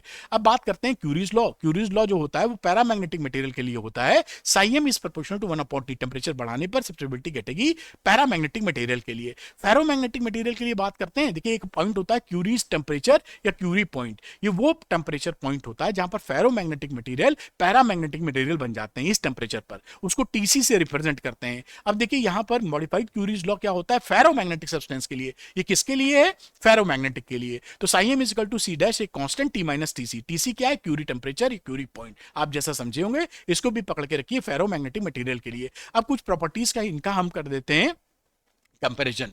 तो यहां पर आपको बताया था कि फिबल मैग्नेटाइजेशन होता है डायमैग्नेटिक में इन द अपोजिट डायरेक्शन, यहां पर feeble magnetization in the direction of magnetic field para के लिए, और फेरो के लिए strong magnetization in the field of magnetic field. ये मैग्नेट क्या करते हैं, इनको रिपल करते हैं डायमैग्नेटिक को। मैग्नेट फिबली अट्रैक्ट करते हैं, हल्का सा अट्रैक्शन दिखाएंगे, और जो फेरोमैग्नेटिक होता है उसको स्ट्रांगली अट्रैक्ट करते हैं। अगर मैं लिक्विड बना दूं और यहां पे मैग्नेटिक फील्ड पैदा कर दूं तो लिक्विड उसको छोड़कर, स्ट्रॉन्ग मैग्नेटिक फील्ड को छोड़कर वीकर मैग्नेटिक फील्ड में जाने का प्रयास करता है, यानी ये लेवल डाउन हो जाएगा। और पैरामैग्नेटिक मीडियम वो पसंद करता है वीकर मैग्नेटिक फील्ड से स्ट्रॉन्गर मैग्नेटिक फील्ड में जाना, तो लेवल चढ़ जाएगा। फेरोमैग्नेटिक फेरोमैग्नेटिक मटेरियल में कोई लिक्विड पाया ही नहीं जाता तो बात ही खत्म हो गई। इसके बाद बात करते हैं कि अगर हम किसी डायमैग्नेटिक सब्सटेंस को मैग्नेटिक फील्ड में रख देंगे तो उसकी एक्सेस बहुत जल्दी से मैग्नेटिक फील्ड के परपेंडिकुलर हो जाती है। पैरामैग्नेटिक में उसी डायरेक्शन में, मैग्नेटिक फील्ड के डायरेक्शन में उसकी एक्सेस आ जाएगी और फेरो के लिए बहुत जल्दी अलाइन कर जाती है, क्विकली एंड रैपिडली, जो भी बोलना चाहें आप समझ गए होंगे। और अगली बात कि ये स्ट्रॉन्गर से वीकर मैग्नेटिक फील्ड में डायमैग्नेटिक जाता है और फेरो पैरा जाता है वीकर से स्ट्रॉन्गर मैग्नेटिक फील्ड में जाना पसंद करता है। और फेरो मैग्नेटिक में क्या है, weaker to stronger magnetic field में जाना पसंद करता है बहुत तेजी से। ये इसकी प्रॉपर्टीज हैं कुछ। और ये मैंने आपके देखिए म्यू और साई की वैल्यू ऑलरेडी बता दी है, जो टेबल दिखाया था एनसीईआरटी का, उससे याद कर लीजिएगा, उस पर सवाल बहुत आता है, आएगा इस बार भी पक्का है। वो टेबल दिखाई थी ना कि साई म्यू के लिए क्या हिसाब किताब रहता है, तो वही बात यहाँ पे लिखी गई है जो मैंने वहां पर आपके लिए समझाई थी। फिर ये हम ले लेते हैं डायमैग्नेटिक लिक्विड। अगर यहाँ नॉर्थ साउथ रखा है डायमैग्नेटिक लिक्विड, बीच में हीप बना देता है, टीला बना देता है, इकट्ठा हो जाता है, क्योंकि ये पोल्स पे तो स्ट्रॉन्गर मैग्नेटिक फील्ड उसको पसंद नहीं करता तो बीच में इकट्ठा होता है। पैरामैग्नेटिक स्ट्रॉन्गर मैग्नेटिक फील्ड को पसंद करता है तो पोल्स पर इकट्ठा होता है, बीच में गड्ढा बन जाता है। और फेरोमैग्नेटिक मटेरियल में तो कोई लिक्विड होता ही नहीं तो बात ही खत्म है, गड्ढा और हीप बनने की बात। तो मैग्नेटिक फ्लक्स क्या होता है, total number of magnetic field lines crossing the surface normally. तो जो मैग्नेटिक फील्ड लाइंस होती हैं वो किसी सरफेस से नॉर्मली कितनी क्रॉस कर रही हैं वो मैग्नेटिक फ्लक्स बन जाता है। मैग्नेटिक फ्लक्स को हम लोग φb से शो करते हैं और ये एक स्केलर क्वांटिटी, कोई डायरेक्शन नहीं होता, उसके बावजूद प्लस या माइनस फ्लक्स हो सकता है। इसकी एसआई यूनिट वेबर है और फॉर्मूला है phi is equal to B dot A या बी ए कॉस थीटा। आप इसको याद रखिएगा, बड़ा इंपॉर्टेंट है, बिना फ्लक्स के काम नहीं बनेगा। इलेक्ट्रोमैग्नेटिक इंडक्शन क्या होता है, जब भी आपका फ्लक्स में चेंज होने की वजह से इंड्यूस्ड ईएमएफ या इंड्यूस्ड करंट बनती है तो इस फिनोमिना को हम बोलते हैं इलेक्ट्रोमैग्नेटिक इंडक्शन। आपके एग्जाम में पूछा जाता है कि इलेक्ट्रोमैग्नेटिक इंडक्शन बताइए, यही बता देना है आपको। अब ये जो फेरेडे का लॉ है वो दो लॉ है फेरेडे का। पहला लॉ ये बताता है कि अगर किसी क्लोज सर्किट से मैग्नेटिक फ्लक्स जो लिंक्ड है वो बदल रहा है तो उस क्लोज सर्किट के अंदर इंड्यूस्ड ईएमएफ पैदा हो जाता है और इंड्यूस्ड करंट फ्लो करने लगती है। इस फिनोमिना को हम बोलते हैं इलेक्ट्रोमैग्नेटिक इंडक्शन। और ये इंड्यूस्ड ईएमएफ और इंड्यूस्ड करंट तब तक ही फ्लो होती है जब तक चेंज इन मैग्नेटिक फ्लक्स हो रहा है। अब दूसरा जो लॉ है फेरेडे साहब का वो ये बताता है कितना इंड्यूस्ड ईएमएफ बनेगा। भाई पहले में बताया कि इंड्यूस्ड ईएमएफ पैदा होगा, सेकंड में बता रहे हैं कितना पैदा होगा। तो E is equal to D phi by D T, rate of change of flux is equal to induced EMF के बराबर। अब इसको अगर किसी भी कॉइल में n टर्न्स हैं तो इसका जो फाइनल फॉर्मूला आता है is equal to minus N D phi by D T. जो माइनस साइन है ये लेंज लॉ से आता है। लेंज लॉ क्या बोलता है कि इंड्यूस्ड ईएमएफ इस तरह पैदा होता है कि चेंज इन मैग्नेटिक फ्लक्स का हमेशा वो अपोज कर सके। तो ये पूरा फाइनल फॉर्मूला आपके पास है। और लेंज लॉ जैसा मैंने बताया यही बात लेंज लॉ में कही जाती है कि जो इंड्यूस्ड ईएमएफ या इंड्यूस्ड करंट है वो उसका डायरेक्शन उस तरीके से होता है जिससे कि वो हमेशा अपोज कर सके जिस कारण से वो पैदा हो रही है। It opposes the cause which produces it, या सिंपल भाषा में कर सकें तो चेंज इन मैग्नेटिक फ्लक्स का हमेशा इंड्यूस्ड करंट या इंड्यूस्ड ईएमएफ विरोध करता है। यही लेंज लॉ है। लेंज लॉ को थोड़ा गहराई से और समझते हैं। जैसे ये लूप है और ये मैग्नेटिक फ्लक्स मैग्नेट है। इस मैग्नेट के नॉर्थ पोल को अगर आप पास ला रहे हो तो इसके अंदर ड्यूड मैग्नेटिक, क्योंकि जो मैग्नेटिक फील्ड लाइंस है वो बढ़ती चली जाएंगी तो मैग्नेटिक फ्लक्स में चेंज होगा तो करंट फ्लो करेगी। अब इंड्यूस्ड करंट किस डायरेक्शन में फ्लो करेगी, तो वो इस मैग्नेटिक फ्लक्स को बढ़ने से रोकना चाहती है तो यहां पर नॉर्थ पोल बनाएगी जिससे नॉर्थ पास ना आए। नॉर्थ नॉर्थ में रिपल्शन होता है। नॉर्थ बनाने के लिए उसको एंटी क्लॉकवाइज डायरेक्शन में करंट को फ्लो कराना पड़ेगा तो इसमें करंट का डायरेक्शन हो जाएगा एंटी क्लॉकवाइज, जिससे आगे बढ़ने से इसको रोक सके। यही काम यहां पर जब नॉर्थ को दूर ले जा रहे हो तो यहां पर मैग्नेटिक फील्ड लाइंस इससे पास होने वाली कम हो रही हैं, घट रही हैं, दूर जा रहा है ना, तो ये कहेगा तुम दूर मत जाओ, तो इस साउथ बनाकर इसको अट्रैक्ट करने की कोशिश करेगा। साउथ बनाने का मतलब है क्लॉकवाइज डायरेक्शन में करंट। तो ये लेंज लॉ की कहानी है। लेंज लॉ जो होता है वो कंजर्वेशन ऑफ एनर्जी को फॉलो करता है। अब ये क्योंकि इसके अंदर जो इंड्यूस्ड करंट या इंड्यूस्ड ईएमएफ पैदा हुआ वो एनर्जी आई कहां से, तो जो आप इस चुंबक को, मैग्नेट को आगे लाने में या पीछे लाने में जो मैकेनिकल वर्क कर रहे हैं वही मैकेनिकल वर्क करंट के फॉर्म में यहां सेव हो रहा है। तो जो लेंज लॉ होता है वो कंजर्वेशन ऑफ एनर्जी को फॉलो करता है, उसको तोड़ता नहीं है। ये बात आपसे यहां पूछी जाती है, पकड़े रहिएगा। मोशनल ईएमएफ क्या होता है, मोशन की वजह से जो ईएमएफ, इंड्यूस्ड ईएमएफ पैदा होता है उसको कहते हैं मोशनल ईएमएफ। जैसे एक रॉड को यूनिफॉर्म मैग्नेटिक फील्ड की परपेंडिकुलर डायरेक्शन में अगर आप मूव करते हो तो जो मोशनल ईएमएफ बनेगा E is equal to BLV बनेगा। B मैग्नेटिक फील्ड है, L है length of the conductor, V है जो यूनिफॉर्म स्पीड आपने कंडक्टर को दे रखी है। अगर एक रॉड को इसके सेंटर पे फिक्स करके पाइवट करके अगर गोल गोल घुमाने लगो और घुमाते वक्त इसकी एंगुलर वेलोसिटी ओमेगा है, मैग्नेटिक फील्ड बी में आप घुमा रहे हो, तो इसमें जो इंड्यूस्ड ईएमएफ बनेगा वो half BL square into omega बनेगा। इस पे सवाल न्यूमेरिकल और आते बहुत हैं। तो E is equal to half BL square into omega, पकड़े रखिएगा जब भी एक रॉड को आप घुमाएंगे। फ्लेमिंग का राइट हैंड रूल होता है डायरेक्शन ऑफ इंड्यूस्ड करंट निकालने के लिए। आप यहां पर राइट हैंड लीजिए, फील्ड की डायरेक्शन में इंडेक्स फिंगर, अंगूठा मोशन की डायरेक्शन में, और ये जो मिडिल फिंगर है वो आपको डायरेक्शन दे देगा इंड्यूस्ड करंट का डायरेक्शन। तो फ्लेमिंग का right hand rule induced current की डायरेक्शन पता करने के काम में आता है बेटा। अगली बात की current, force and power in the loop, जो इंड्यूस्ड ईएमएफ पैदा हुआ था उसकी वजह से कितनी करंट पैदा होगी इसके अंदर, E/R या BLV/R पकड़ के रखिए। फोर्स कितना लगेगा, B square L square V/R। Power delivered कितनी होगी, F into E mechanical power होती है, B square L square V/R, external power जो लगानी पड़ेगी। साथ में एक इंपॉर्टेंट चीज जो आपसे पूछी जाती है कि इसके अंदर इंड्यूस्ड करंट जो पैदा हो रही है उसमें जो इंड्यूस्ड चार्जेस पैदा होते हैं उसकी वैल्यू डेल्टा Q/R के बराबर होती है। डेल्टा Q है चेंज इन फ्लक्स। ये क्यों बता रहे हैं, क्योंकि जो इंड्यूस्ड ईएमएफ था वो तो था d∅/dt के बराबर, मैग्नीट्यूड की बात करें, लेकिन चार्ज केवल डेल्टा फाई के बराबर है, d∅/dt नहीं है।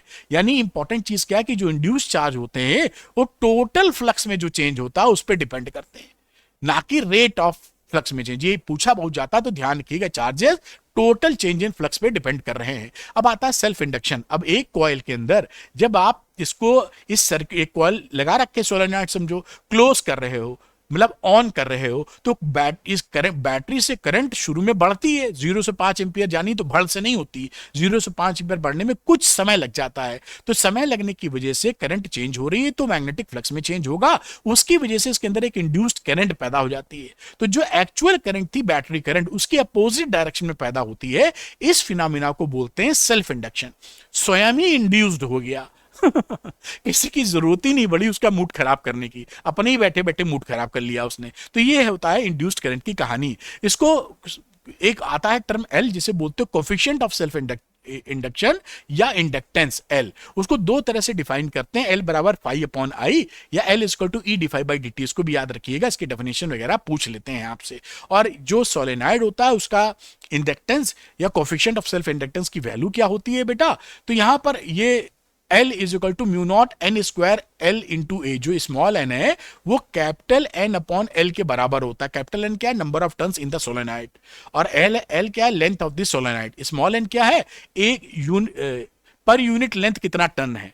तो N स्क्वायर LA और L की वैल्यू इसी को चेंज कर दोगे N/L से, तो mu naught N square A/L। ये सेल्फ इंडक्टेंस या इंडक्टेंस की वैल्यू होती है सोलेनॉइड की। फॉर्मूला इंपॉर्टेंट है, डायरेक्ट सवाल आते हैं, कर लेना। और अगर इसके अंदर कोई मटेरियल ठूस देते हो आप, ऐसे कोई मटेरियल, तो यहां पर ये जो रखा हुआ म्यू नॉट उसको चेंज कर देना, कौन सी बड़ी बात, mu not into mu R आ जाएगा, बात खत्म हो गई। तो एल किस पे डिपेंड कर गया, N स्क्वायर पे, A पर, मटेरियल ऑफ द मीडियम में, जो मीडियम का मटेरियल है उस पे, इस पे इंडक्टेंस डिपेंड करता है। अब बात करते हैं म्यूचुअल इंडक्टेंस की। सेल्फ इंडक्टेंस में तो क्या हो रहा था, खुद ही मूड खराब हो रहा है, यहां पर मूड खराब होने वाला मिल गया। एक प्राइमरी कॉइल, एक सेकेंडरी कॉइल। अगर हम प्राइमरी कॉइल में इसको ऑन करते हैं, स्विच सर्किट क्लोज करते हैं, तो करंट की वैल्यू फिर यहां बदलेगी। उस बदलेगी तो जो इससे लिंक्ड फ्लक्स है वो चेंज हो जाएगा। तो इससे लिंक्ड बाजू में है तो इससे लिंक्ड फ्लक्स चेंज होगा। फ्लक्स में चेंज होने की वजह से इसमें इंड्यूस्ड करंट फ्लो होना चालू हो जाएगी। गैल्वेनोमीटर लगा रखा है कि हम पता कर सकें कि इसमें करंट फ्लो हुई कि नहीं।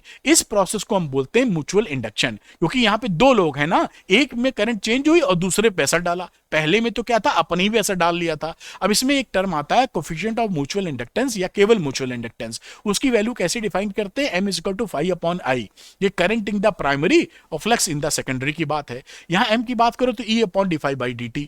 ये ध्यान रखिएगा, कोफिशिएंट ऑफ म्यूचुअल इंडक्टेंस। अब एक सोलेनॉइड के लिए दो सोलेनॉइड है, बेसिकली दो कॉयल हैं, एक छोटी एक बड़ी। छोटी बड़ी का मतलब दोनों की लेंथ सेम रखते हैं जैसे सिंप्लिसिटी बनी रहे। इसका रेडियस अलग अलग है। ये देखिए व्हाइट वाले का रेडियस बड़ा है, और ये कौन सा कलर बोलेंगे, रेड बोल लो या पीच, भगवान जाने कौन सा कलर है वो, जो आप समझ रहे होंगे रेड टाइप का है, या R1 है। तो ये R2 is greater then R1। अब इसमें जो म्यूचुअल इंडक्टेंस का जो वैल्यू आता है mu not N1 N2 A upon L, ये कोफिशिएंट ऑफ म्यूचुअल इंडक्टेंस है, या mu naught N1 N2 AL। इसको याद रखिएगा। यहां पर एरिया जो होता है वो छोटे वाले कॉइल का एरिया होता है, क्रॉस सेक्शन एरिया या कॉमन एरिया कह दीजिए, तो पाई R1 स्क्वायर रहेगा। इसको आप पकड़ के चलिए। ये म्यूचुअल इंडक्टेंस है दो लॉन्ग सोलेनॉइड का। अब एसी जनरेटर की बात करें तो एसी जनरेटर का जो ईएमएफ होता है वो साइनसोइडल होता है। E is equal to NBA omega sine omega T की तरह आता है, साइनसोइडल कर्व होता है।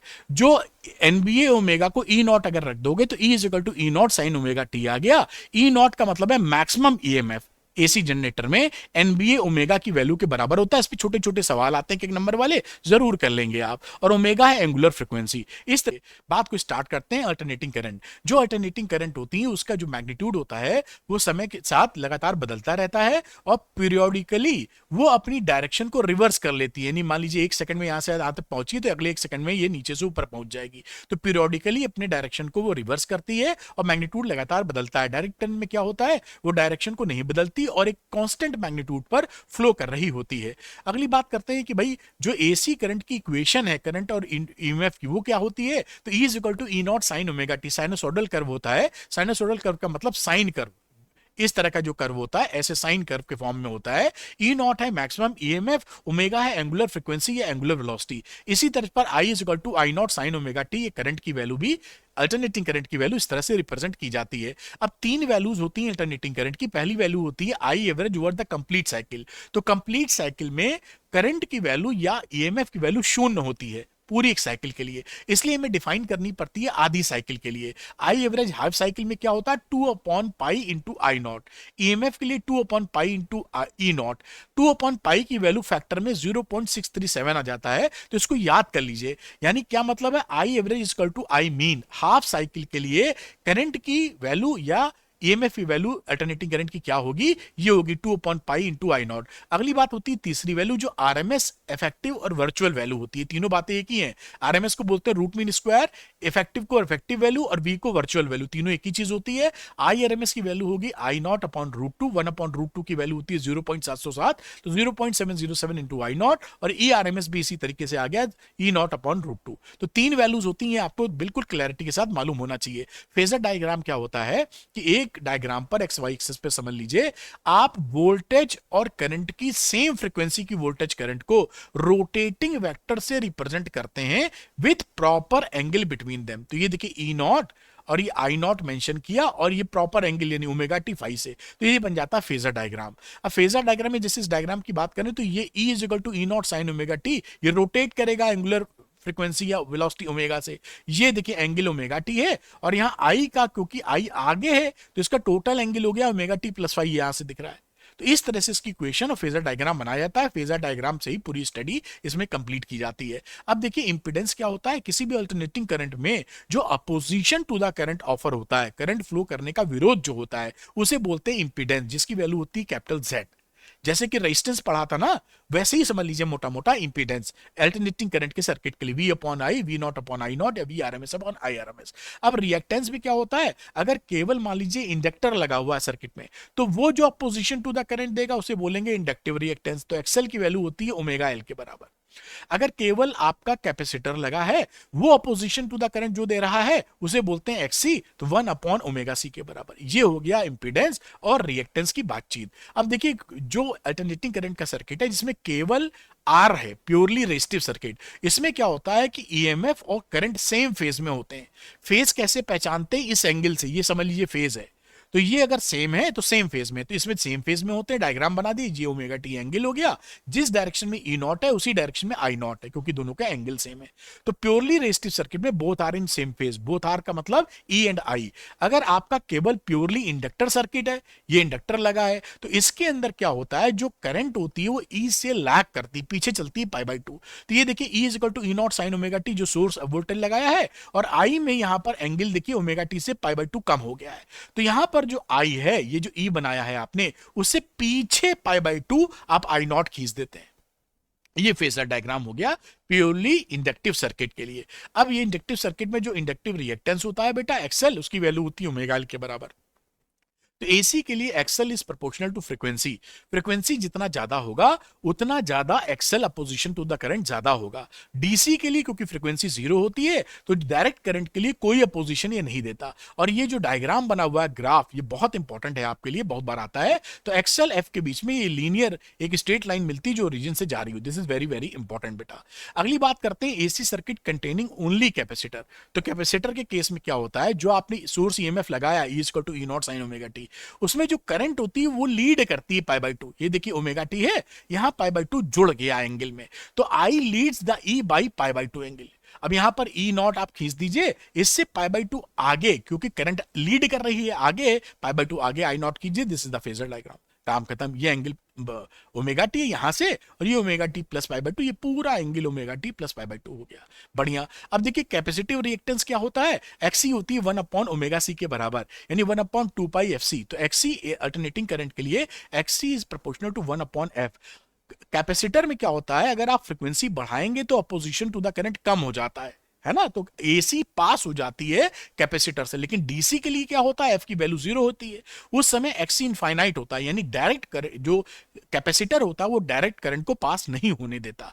ठीक। और ये ग्राफ बड़ा इंपॉर्टेंट है, XC is proportional to 1/f। इसको तैयार करके रखिएगा, एग्जाम में बहुत पूछा जाता है। ये सीरीज एलसीआर सर्किट है, अलग अलग हम लोगों ने स्टडी कर लिया है।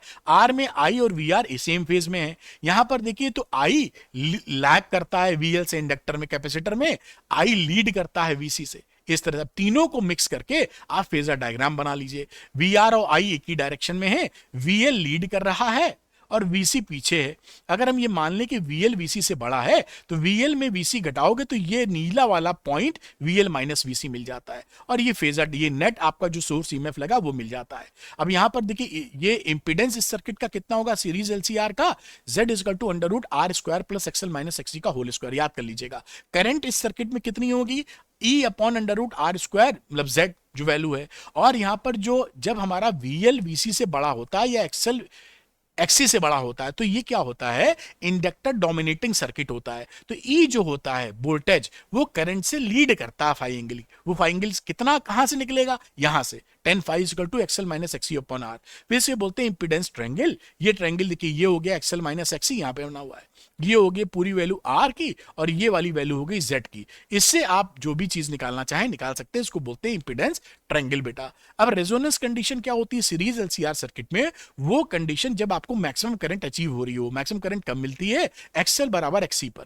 जब XL बराबर XC होता तो मैक्सिमम करंट मिलती है, उस समय एंगुलर रेजोनेंट फ्रीक्वेंसी क्या होती है, 1/√LC, और रेजोनेंट फ्रीक्वेंसी क्या हो जाएगी, 1/2π√LC के बराबर।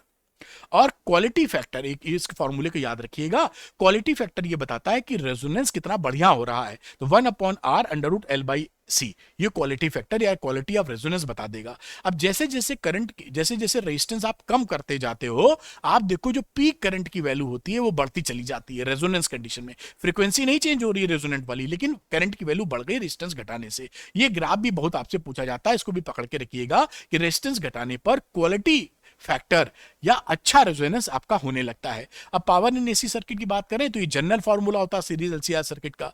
अब प्योरली रेजिस्टिव सर्किट है तो फाई की वैल्यू जीरो हो जाएगी, ई और आई सेम फेज में होते हैं तो ये cos 0 1 होता है, तो पी एवरेज ई आरएमएस इंटू आई आरएमएस। प्योर इंडक्टिव या कैपेसिटिव सर्किट में फाई की वैल्यू प्लस π/2 या माइनस π/2 होता है, तो cos π/2 या माइनस π/2 जीरो होता है, इसलिए दोनों में एवरेज पावर कंजम्पशन शून्य हो जाता है। और इस सीरीज एलसीआर के लिए एवरेज एक नॉर्मल फॉर्मूला बता रखा है। रेजोनेंस में क्या होता है, XL बराबर XC, उस समय फेज जीरो होता है। ये प्योरली इंडक्टिव सर्किट की तरह बिहेव करता है एट रेजोनेंस, तो उस समय पावर जो लगेगी ई आरएमएस इंटू आई आरएमएस लगने वाली है। ये जो cos फाई है इसे पावर फैक्टर भी बोलते हैं, R/Z से रिप्रेजेंट करते हैं। ये मैंने अलग से लिख भी दिया, power factor cos phi R/Z। तो प्योर इंडक्टिव कैपेसिटिव सर्किट में पावर फैक्टर जीरो होगा, क्योंकि फाई की value plus minus pi by 2, और प्योरली रेजिस्टिव सर्किट में पावर फैक्टर +1, और रेजोनेंस कंडीशन में भी पावर फैक्टर कॉस फाई की वैल्यू +1 आने वाली है। वॉटलेस करंट क्या होती है कि सर्किट में, अल्टरनेटिंग करंट के सर्किट में करंट तो फ्लो हो रही है, पावर कंजम्पशन 0 है। एग्जांपल प्योरली इंडक्टिव और कैपेसिटिव सर्किट, क्योंकि प्योरली इंडक्टिव कैपेसिटिव सर्किट में फाई की value plus minus pi by 2 होती है, तो एवरेज पावर कंजम्पशन 0 हो जाएगा, जबकि करंट है उसके अंदर। तो करंट फ्लो हो रही है लेकिन पावर कंजम्पशन शून्य है, वो वॉटलेस करंट है। ट्रांसफार्मर क्या होता है? ट्रांसफार्मर एक इलेक्ट्रिकल डिवाइस होता है जो कि अल्टरनेटिंग करंट या वोल्टेज को कम से ज्यादा या ज्यादा से कम कर सकता है। तो ये इलेक्ट्रिकल डिवाइस है जो आपका वोल्टेज को कम से ज्यादा करता है, उसे बोलते हैं स्टेप अप ट्रांसफार्मर। जो वोल्टेज को ज्यादा से कम करता है उसको बोलते हैं स्टेप डाउन ट्रांसफार्मर। बढ़िया। अब ये ट्रांसफार्मर, ये इसे बोलते हैं प्राइमरी कॉइल, जहां से आप इनपुट देते हैं, और ये होता है सेकेंडरी कॉइल। तो ये 1 का मतलब प्राइमरी है, ये 1 का मतलब प्राइमरी और 2 का मतलब सेकेंडरी। ये रिलेशनशिप है प्राइमरी और सेकेंडरी कॉइल में, कितना कितना करंट है, I1/I2 E2/E1 N2/N1। ये number of turns in the coil है, ये इंड्यूस्ड ईएमएफ है, और ये एफिशिएंसी ऑफ ट्रांसफार्मर है, power output upon power input into 100%। इस तरीके से याद करिए, इसी पे बेस आपके न्यूमेरिकल्स आते हैं। एनर्जी लॉस ट्रांसफार्मर में ये बहुत पूछे जाने वाला सवाल है कि 3 एनर्जी लॉसेस बनाइए। कॉपर लॉस होता है, जो वाइंडिंग आपने चढ़ाई होती है कॉपर की, वो गर्म होकर जूल लॉ ऑफ हीटिंग करती है। Eddy current loss, hysteresis loss, flux का लीकेज और हैमिंग लॉस, ये सारे लॉसेस हैं जो आपको ट्रांसफार्मर में मिले। चलिए पढ़ाई स्टार्ट करते हैं। इलेक्ट्रोमैग्नेटिक वेव्स 3 खंडों में डिवाइडेड है। पहला है डिस्प्लेसमेंट का, दूसरा है इलेक्ट्रोमैग्नेटिक वेव की प्रॉपर्टी, और इलेक्ट्रोमैग्नेटिक स्पेक्ट्रम। आइए देखते हैं कि जो डिस्प्लेसमेंट करंट की बातचीत है वो कहां से आती है। तो एम्पियर्स लॉ जब लगाया गया, हम एक कैपेसिटर की चार्जिंग कर रहे थे, तो हमें दोनों में सेम तरीके से एम्पियर्स लॉ लगाया, अलग अलग तरीके से जो परमिसिबल था। उसके बाद जो रिजल्ट हमको मिले, इस पॉइंट बी पर जो मैग्नेटिक फील्ड होना चाहिए, एक बार मिला μ0/2πr, और हमने दूसरे तरीके से जब क्लोज सरफेस मानी, लूप वाली मानी, तो उसमें हमको बी की वैल्यू 0 मिली। यानी कि एम्पियर्स लॉ लगाने पर एक ही सिचुएशन में अलग अलग तरीके से हमें भी अलग अलग आ रहा है। इसे ही बोलते हैं इनकंसिस्टेंसी इन दी एम्पियर्स लॉ, क्योंकि ये इनकंसिस्टेंट का मतलब कभी कुछ रिजल्ट देना, कभी कुछ रिजल्ट देना। इसी बात को सॉल्व किया मैक्सवेल साहब ने। उन्होंने कहा कि इसमें एक डिस्प्लेसमेंट करंट और लगानी हमको पड़ेगी, तब ये इनकंसिस्टेंसी एम्पियर्स लॉ की खत्म हो जाएगी। वो आईडी यानी डिस्प्लेसमेंट करंट की वैल्यू होती है ε0 d/e/dt। अब जो एम्पियर्स लॉ था वो मॉडिफाइड हो गया। वो मॉडिफाइड होकर क्या बना? B.dl = μ0 IC conduction current plus displacement current, μ0 d/e/dt, IC plus ID। आपसे पूछा जाए मॉडिफाइड एम्पियर्स लॉ क्या होता है, तो यही होता है जो मैं आपको बता रहा हूं। साथ में ध्यान रखिएगा कि जो डिस्प्लेसमेंट करंट होती है वो केवल तभी आपको मिलेगी जब इलेक्ट्रिक फ्लक्स में आपका चेंज होगा। अगर इलेक्ट्रिक फ्लक्स में कोई चेंज नहीं है तो कोई डिस्प्लेसमेंट करंट आपको नहीं मिलने वाली है। अब इलेक्ट्रोमैग्नेटिक वेव की बात कर रहे हैं, तो इलेक्ट्रोमैग्नेटिक वेव क्या है? इसमें इलेक्ट्रिक फील्ड वेक्टर और मैग्नेटिक फील्ड वेक्टर एक दूसरे से परपेंडिकुलर डायरेक्शन में ऑक्सिलेट करते हैं, और ये दोनों ही वेक्टर जिस डायरेक्शन में प्रोपोगेशन ऑफ द वेव है, जिस डायरेक्शन में वेव चल रही है, उन दोनों से परपेंडिकुलर रहते हैं। इसका डायग्राम बनाने के लिए आपको एग्जाम में काफी पूछा जाता है, वो आप अच्छी तरह सीख लीजिएगा। तो इलेक्ट्रोमैग्नेटिक वेव्स हो गई। डायरेक्शन ऑफ इलेक्ट्रोमैग्नेटिक वेव किधर होता है? E×B वेक्टर वाला जो डायरेक्शन वाला रूल है लगा दीजिए, वो डायरेक्शन ऑफ इलेक्ट्रोमैग्नेटिक वेव निकलना चाहिए। ये कैसे पैदा होती है, इसका सोर्स क्या है? Accelerated charge. अगर चार्ज एक्सीलरेटेड मोशन में है तो वो इलेक्ट्रोमैग्नेटिक वेव जनरेट करेगा या पैदा करेगा। डायरेक्शन ऑफ इलेक्ट्रोमैग्नेटिक वेव क्या किधर होगी? E×B, जैसा मैंने आपको बताया, वेक्टर वाला रूल लगाएंगे। साथ में ध्यान रखिएगा कि ये ट्रांसवर्स वेव होती है इलेक्ट्रोमैग्नेटिक वेव। इसमें क्वालिटेटिवली क्या बोला जाता है? जिस डायरेक्शन में प्रोपोगेशन है उस डायरेक्शन की परपेंडिकुलर डायरेक्शन में इलेक्ट्रोमैग्नेटिक फील्ड वाले वेक्टर, इलेक्ट्रिक फैक्टर और मैग्नेटिक फैक्टर ऑक्सिलेट कर रहे हैं, इसलिए ये ट्रांसवर्स वेव होती है। आगे बात करें इलेक्ट्रिक डेंसिटी, एनर्जी डेंसिटी की, कि भाई वेव जो है वो एनर्जी कैरी करती है, तो पर यूनिट वॉल्यूम कितनी एनर्जी कैरी करती है, इसी को बोलते हैं एनर्जी डेंसिटी। और अच्छी बात क्या है कि जितना इलेक्ट्रिक फील्ड कैरी करती है एनर्जी उतना ही मैग्नेटिक फील्ड कैरी करती है। टोटल जो एनर्जी डेंसिटी होती है वो ε0 E RMS का स्क्वायर या B RMS का स्क्वायर अपॉन μ0 के बराबर होता है। आधा आधा कर देंगे तो इलेक्ट्रिक फील्ड और मैग्नेटिक फील्ड जो कैरी कर रही है एनर्जी वो निकल के आ जाएगी। इंटेंसिटी ऑफ EM वेव की बात करें तो इंटेंसिटी ऑफ द वेव क्या होती है कि पर यूनिट टाइम जो एनर्जी पास हो रही है परपेंडिकुलर डायरेक्शन में प्रोपोगेशन ऑफ द वेव के, उसे बोलते हैं इंटेंसिटी ऑफ द वेव। उसकी वैल्यू होती है epsilon not E R M S का स्क्वायर इंटू सी, या बी के फॉर्म में मैग्नेटिक फील्ड के फॉर्म में ये लिख सकते हैं आपको। अब ये जो इलेक्ट्रोमैग्नेटिक वेव होती है ये एनर्जी के साथ साथ मोमेंटम भी कैरी करती है, तो P is equal to U by C, ये इसका मोमेंटम है, यू है टोटल एनर्जी, सी है speed of light in air या वैक्यूम, और इसका रेडिएशन प्रेशर भी होता है intensity upon C, this is the radiation pressure of the electromagnetic wave. अब उसकी कुछ प्रॉपर्टी की बात कर दें तो इलेक्ट्रोमैग्नेटिक वेव जो होती है वो एक्सेलरेटेड चार्ज से बनती हैं और चलने के लिए किसी भी मीडियम की इनको आवश्यकता नहीं होती, वैक्यूम में भी ट्रेवल करती हैं, ट्रांसवर्स वेव इन नेचर हैं क्योंकि electric field magnetic field vector propagation के परपेंडिकुलर डायरेक्शन में ऑक्सीलेट कर रहे हैं। ई और बी जो इलेक्ट्रिक फील्ड वेक्टर या मैग्नेटिक फील्ड वेक्टर है वो सेम फेज में ऑक्सीलेट करते हैं, दोनों का फेज सेम होता है, और वैक्यूम में सारी जो स्पीड ऑफ जितनी भी इलेक्ट्रोमैग्नेटिक वेव है सबकी स्पीड सेम होती है, अलग अलग मीडियम में अलग अलग, और E not upon B not is equal to C होता है, which is equal to 1 upon under root mu not into epsilon, इसको याद करके रखिएगा। एनर्जी डेंसिटी कितनी होती है, epsilon not E R M S का square is equal to 1 upon mu not B R M S का स्क्वायर।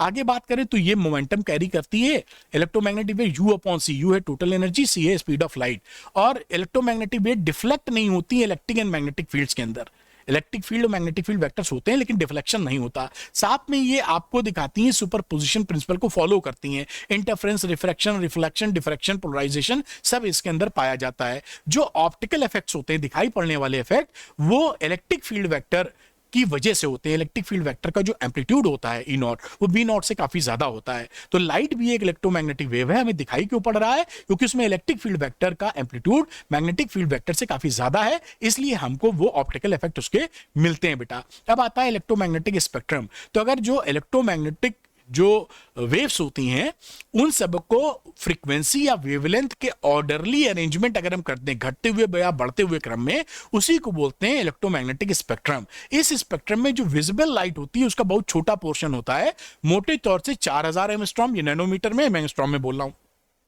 और 7000 एंगस्ट्रॉम तक का ये रेंज होता है, ठीक है। अब इसको समझते हैं क्या करके। तो रेडियो वेव जो होती है वो लॉन्गेस्ट वेवलेंथ और मिनिमम फ्रीक्वेंसी होती है, देखिए यहां पर रेडियो वेव सबसे नीचे है, तो जिसकी वेवलेंथ होगी सबसे ज्यादा, फ्रीक्वेंसी सबसे कम, वो उसके पास एनर्जी सबसे कम होती है, फ्रीक्वेंसी ज्यादा तो एनर्जी ज्यादा, फ्रीक्वेंसी कम तो कम। साथ में इसका यूज ये बड़ा पूछा जाता है, तो रेडियो वेव्स को टेलीविजन कम्युनिकेशन सिस्टम या रेडियो एस्ट्रोनॉमी में यूज करते हैं। इसका जो आपका वेवलेंथ और फ्रीक्वेंसी है वो वगैरह आप याद कर लीजिएगा, कैसे ये बनाई जाती है ये भी पकड़ के रखिएगा। माइक्रोवेव की बात करते हैं, ये रेडियो वेव से इनका वेवलेंथ छोटा सा नेक्स्ट स्मॉलर होता है। अब ये जो राडार सिस्टम एयरक्राफ्ट नेविगेशन या माइक्रोवेव ओवन में इस्तेमाल की जाती हैं। एयरक्राफ्ट जो प्लेन वगैरह ऊपर जाते हैं ना, उनको नेविगेट करते हैं किधर जाना है किधर नहीं जाना है, एयर ट्रैफिक कंट्रोलर जो होते हैं तो वो उनको बताते हैं, तो ये उसमें रेडियो वेव्स का ही इस्तेमाल होता है। और फ्रीक्वेंसी और वेवलेंथ आप याद करके रखेंगे और सोर्स की ये कैसे बनती है। माइक्रोवेव के बाद आती है इंफ्रारेड वेव्स, ये बड़ी इंपॉर्टेंट है, अक्सर आपसे बोलते हैं, इसको हीट वेव्स भी कहा जाता है क्योंकि ये मस्कुलर ट्रीटमेंट के लिए इस्तेमाल की जाती हैं, हीट जनरेट करती हैं आपकी। तो ये रिमोट टीवी वीसीआर के जो रिमोट कंट्रोल होते हैं उससे ये निकलती हैं, उसमें भी निकलती हैं। ये आप देखेंगे ऐसे नेकेड आई से नहीं दिखेगा, मोबाइल का कैमरा ऑन कर लीजिए फिर वो रिमोट को दबाएंगे तो वेव निकलती हुई दिखाई पड़ती है। अच्छा, मस्कुलर कंप्लेंट यानी मस्कुलर पुल वगैरह जो होते हैं उनकी सेकाई के काम आती है इंफ्रारेड वेव्स। और जो सीक्रेट राइटिंग्स हैं उनको एंशिएंट वॉल पे उसको भी पढ़ने के काम आती है, और मॉलिक्यूलर स्ट्रक्चर की स्टडी भी इंफ्रारेड वेव से आप करते हैं। बाकी इसका वेवलेंथ और फ्रीक्वेंसी वगैरह की रेंज आप याद करके रखेंगे और कैसे बनती है। विजिबल लाइट के बारे में आप जानते ही हैं, हमें दुनिया दिखाई पड़ रही है विजिबल लाइट की वजह से, और कई सारी chemical reaction in the presence of visible light होती है। फोटोसिंथेसिस वगैरह आप जानते हैं ना, बायो में जो पढ़ते हैं, वो रिएक्शन तो लाइट की प्रेजेंस में होती है, तो वो ये कई केमिकल रिएक्शंस को ये इनिशिएट कर सकती है। अच्छा, इसकी जो वेवलेंथ रेंज है, फ्रीक्वेंसी की रेंज है और कैसे ये बनती है ये पकड़ के आपको रखना जरूरी है। अल्ट्रा यूवी रेस की बातचीत करें तो अल्ट्रा में यूवी रेस जो होती है वो फूड प्रिजर्वेशन में काम आती है। यूवी रेस से हम लगा देते हैं तो फूड में बैक्टीरिया वगैरह किल हो जाते हैं, ज्यादा समय तक प्रिजर्व रहता है। आपके यहाँ आरओ सिस्टम लगा होगा, उसमें भी एक नीले कलर का बल्ब होता है, वो यूवी रेडिएशन करता है, तो जिसकी वजह से बैक्टीरिया वगैरह को किल कर देता है, ठीक है। और मॉलिक्यूलर स्ट्रक्चर की स्टडी के लिए यूवी रेज इस्तेमाल की जाती हैं। तो यूवी रेज हम लोग के लिए हार्मफुल होती है, ध्यान रखिएगा। और वेवलेंथ रेंज और फ्रीक्वेंसी रेंज जो कैसे बनती है इसको आप जरूर पकड़ लीजिएगा, याद कर लीजिएगा।